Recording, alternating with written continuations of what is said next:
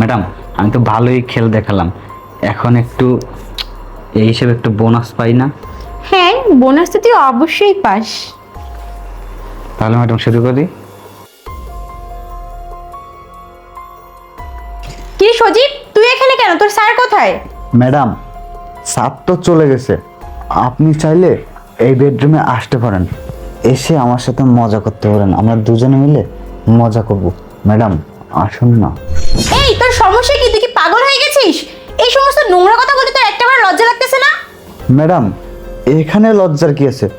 আপনি তো ভালো করেই জানেন স্যার পুলিশের চাকরি করে, সব সময় বাইরে বাইরে থাকে, আপনাকে ঠিক মতো সময় দিতে পারে না। তাই বলছিলাম কি ম্যাডাম, আপনি কি চান আমি তো ভালো করেই বুঝি, আর আমি কি চাই এটা তো আমি নিজেই জানি। তাই বলছিলাম কি ম্যাডাম, আসুন না বেডরুমে দুজনে মিলে একটু খেলা করি। এই চুপ, একদম চুপ। একটা চড় মেরে না তো সবগুলো দাঁত আমি ফেলে দিব। তুই এগুলো কি উল্টাপাল্টা বলতেছিস? দেখ, এবারের মতো তোকে আমি ক্ষমা করে দিচ্ছি, শুধুমাত্র তুই গরিব বলে, ঠিক আছে? কারণ তোর চাকরিটা প্রয়োজন, আর না হলে না তোকে এক্ষুনি ঘাট ধাক্কা দিয়ে এখান থেকে বের করে দিতাম। শোন, আমি সোফা রুমে বসতেছি, তুই তাড়াতাড়ি রুম থেকে বের হ, না হলে কিন্তু তোর চাকরিটা থাকবে না, বলে দিলাম।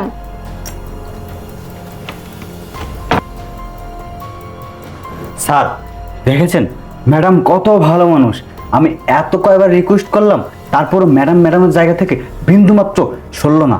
আসলে স্যার, আপনি না অনেক ভাগ্যবান যে এমন একটা স্ত্রী পেয়েছেন। হ্যাঁ রে, তুই একদম সঠিক কথা বলেছিস। আসলে আমার স্ত্রী অনেক ভালো, তুই তো ভালো করে জানিস। আমি পুলিশের চাকরি করি, দেশের সেবার জন্য সবসময় বাইরে থাকি, সবসময় তোর ম্যাডামকে নিয়ে টেনশন করতাম আমি। তবে আজকের এই ঘটনা দেখার পর আমার আর কোনো টেনশন থাকবে না। তুই তো আমার কথা মতো কাজ করেছিস, তোর কাজে আমি অনেক খুশি আছি।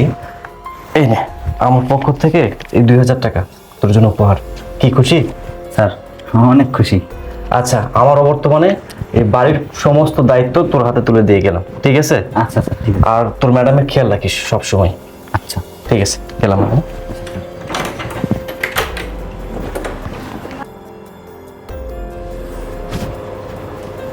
ম্যাডাম, স্যারকে কেমন বোকা বানালাম। আরে, তুই তো অনেক সুন্দর খেলা দেখালি, আমি তো বুঝতেই পারিনি তোর মাথায় এত বুদ্ধি। তুই সবটা যেভাবে ম্যানেজ করে নিলি, আসলে অনেক সুন্দর ছিল তোর প্ল্যানটা।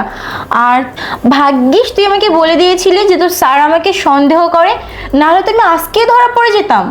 হ্যাঁ ম্যাডাম, আমি তো পাকা খেলোয়াড়, সেজন্য তো আপনাকে আগে থেকে সব কিছু বলে দিছি। ভাবি, আর তাছাড়া স্যার তো জানতো যে আপনার মনে হয় অন্য কোনো ছেলের সাথে সম্পর্ক, কিন্তু স্যার তো এটা জানে না যে আপনার সাথে আমার সম্পর্ক, আমি আপনার বয়ফ্রেন্ড। হ্যাঁ, তুই আমার বয়ফ্রেন্ড। আর তাছাড়া দেখ, ওই পাগলটা সবসময় বাইরে থাকে, আমাকে সময়ই দেয় না, আমাকে কোথাও নিয়ে যায় না, আমাকে ঘোরায় না, আমাকে খাওয়ায় না, আমাকে মানে একটা পার্সোনাল যে টাইম সেটাও আমাকে দেয় না। তো আমি কি করে ওর সাথে ভালো থাকতাম বল? ভাগ্যিস তুই ছিলি, না হলে আমি কি করে থাকতাম? হ্যাঁ ম্যাডাম, আপনি ঠিকই বলেছেন। যাক ম্যাডাম, এ সমস্ত কথা এখন বাদ দেন। ম্যাডাম, আমি তো ভালোই খেল দেখালাম, এখন একটু এই হিসেবে একটু বোনাস পাই না? হ্যাঁ, বোনাস তো তুই অবশ্যই পাস। তাহলে ম্যাডাম শুরু করি।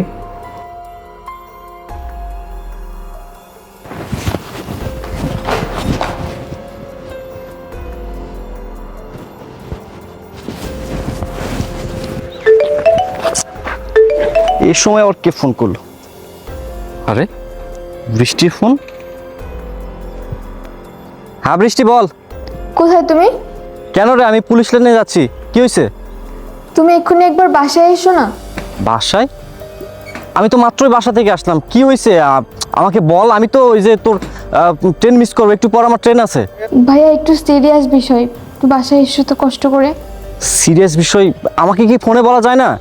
ভাইয়া দেখো, ফোনে বলা যাবে না, ফোনে বলার মতো কিছু হলে তো আমি ফোনে বলতাম তোমাকে, তুমি একটু কষ্ট করে এসো না। আচ্ছা ঠিক আছে, ঠিক আছে। আচ্ছা ঠিক আছে ভাই। কি এমন সিরিয়াস বিষয় হয়েছে বাসায়, যার জন্য আর্জেন্ট আমাকে বৃষ্টি কল করে বাসায় যেতে বল? আচ্ছা যাই তো বাসায়।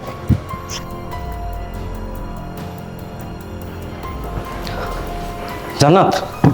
আরে আয়শা, তুমি এই সময় বাসায় তুমি যাওনি? হ্যাঁ, আমি তো যাচ্ছিলাম, কিন্তু হঠাৎ রাস্তায় আমাকে ফোন দিল বৃষ্টি দিয়ে, বলতেছে বাসায় নাকি সিরিয়াস কি যেন ঘটছে। কি হয়েছে বাসায় বলো তো? বাসায়? কই, আমি তো কিছু জানি না। বৃষ্টিকে রেখে জিজ্ঞেস করো কি হয়েছে। হ্যাঁ সেটাই। বৃষ্টি, বৃষ্টি, হ্যাঁ ভাইয়া। এই কি হয়েছে? আমাকে ফোন দিয়ে ইমার্জেন্সি ডাকলি কেন? ভাইয়া আসলে তোমাকে একটা কথা বলার জন্যই ডাকলাম। আর সেটা হচ্ছে, তুমি কি জানো ভাবি তোমাকে ঠকাচ্ছে? তোর ভাবি আমাকে ঠকাচ্ছে মানে? তুই এসব কি বলতেছিস? তোর কথার আগামাথা আমি তো কিছু বুঝতেছি না, ক্লিয়ার করে বল। মানে আসলে ভাইয়া, তুমি তো বাসার বাইরে থাকো সবসময়, এর জন্য হয়তো তুমি বিষয়টা বুঝতে পারছো না। আর ভাবিকে তুমি অনেক বিশ্বাস করো, আর ভাবি তোমার সেই বিশ্বাসের সুযোগ নিয়ে বাইরে আর একজনের সঙ্গে অ্যাফেয়ার করেছে। বৃষ্টি, কি আজে বাজে কথা বলছিস এগুলো তুই? দেখো এসব দেখো, তোমার চোখের সামনে তোমার ছোট বোন কিনা আমার চরিত্র নিয়ে কথা বলছে।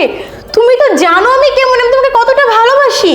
হ্যাঁ, হেই বৃষ্টি, তুই আমার সামনে তোর ভাবির চরিত্র নিয়ে প্রশ্ন তুলতেছিস? তুই জানিস না তোর ভাবি কতটা ভালো, তুই কিন্তু কাজটা একদম ঠিক করিসনি। ভাইয়া দেখো, আমার ভাবি যে ভালো মানুষ এটা আমিও জানতাম, আর তুমি ভাবিকে অনেকটা বিশ্বাস করো, অন্ধবিশ্বাস করো, তাই তুমি আমার কথাগুলো বিশ্বাস করতে পারছো না। আর ভাবি তোমার সেই বিশ্বাসের সুযোগটাই নিয়েছে, আর আমার কাছে না সব প্রুফ আছে। আমি জানতাম তুমি আমার মুখের কথা বিশ্বাস করবে না, তাই আমি না আমার কাছে প্রুফ রেখে দিয়েছি।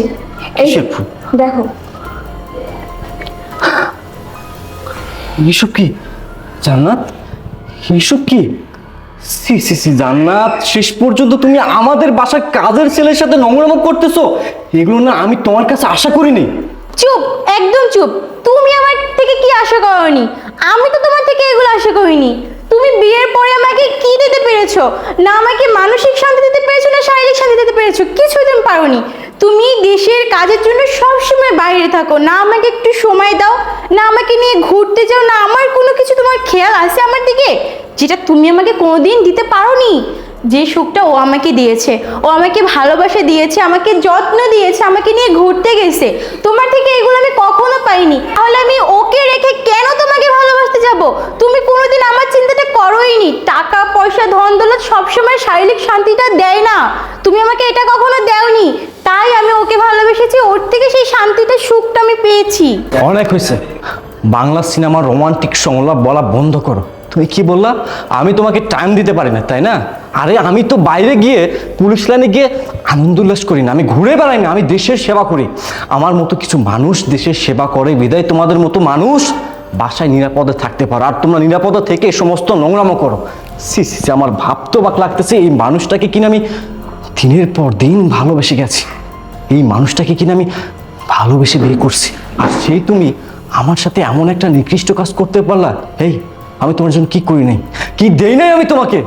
তুমি আমার কাছে যখন যেটার আবদার করছো আমি তোমার সামনে সেটাই হাজির করে দিছি, আর সেই তুমি কিনা আমার সাথে এত বড় একটা বেইমানি করতে পারলা। ভালো হয়েছে, অনেক ভালো হয়েছে বেইমানি করছো, অনেক ভালো হয়েছে। আমি অন্তত মানুষ চিনতে পারছি, যে মানুষটাকে আমি এতদিন ভালোবাসছি সেই মানুষটা আমার জন্য সঠিক ছিল না। এসব করার আগে তুমি একটাবারও ভাবনি এই মানুষটা তোমাকে কতটা ভালোবাসে? আমি সব সময় টেনশনে থাকতাম যে আমার স্ত্রী ঠিক মতো খেয়েছে কিনা, ঠিক মতো ঘুমাইছে কিনা, তার কোনো অসুবিধা আছে কিনা। আমি সব সময় এসব চিন্তা ভাবনা করতাম, কারণ আমি তোমাকে ভালোবাসি। আমার ভাবতেই অবাক লাগতেছে যে তোমার মতো একজন নর্দমার কীটের সাথে আমি এতদিন সংসার করতেছিলাম। তুমি এতটা খারাপ, এতটা জঘন্য, এটা যদি আমি জানতাম আমি কখনো তোমার মতো নোংরা নারীর সাথে আমি কখনো একই ছাদের নিচে এতদিন সংসার করতাম না। ভাগ্য বলো আজকে আমি সব সত্যটা জানতে পারছি, সব সত্য আমার সামনে চলে আসছে। আর এই যে সজীব, তোর কথা আমি কি বলবো রে? তুই তো যে থালে খাস সেই থালে ফুটো করিস। ঠিক আছে, তোরা দুজন দুজনকে যেহেতু ভালোই বাসিস, আজকের পর থেকে আমি তোদের একসাথে থাকার ব্যবস্থা করতেছি। জান্নাত, আমি না আর তোমার সাথে থাকতে চাই না, এক বিন্দু পরিমাণ তোমার সাথে থাকবো না, কারণ তুমি আমার বিশ্বাস নিয়ে খেলেছো, আমার ভালোবাসা ভেঙে দিয়েছো। যাও, তুমি তোমার নাগরকে নিয়ে আমার বাসা থেকে বের হয়ে যাও, যাও বের হও বলতেছি। হ্যাঁ, আমি ওকে নিয়েই চলে যাব। তুমি থাকো তোমার মতো করে, সময় মতো আমার ডিভোর্স লেটারটা পাঠিয়ে দিও। সজীব চলো।